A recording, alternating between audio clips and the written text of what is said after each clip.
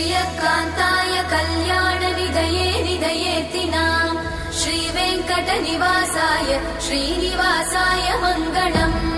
लक्ष्मी सविभ्रमालोकसुभ्रूविभ्रमचक्षुषे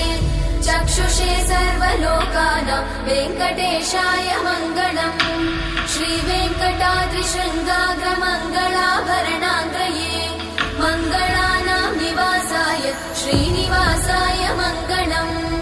सर्वावयव सौन्दर्य सम्पदा सर्वचेतसां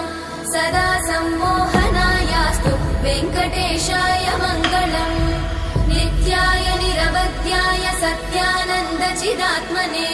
सर्वान्तरात्मने श्रीमद् वेङ्कटेशाय मङ्गलम् स्वतः सर्वविदे सर्वशक्तये सर्वशेषिने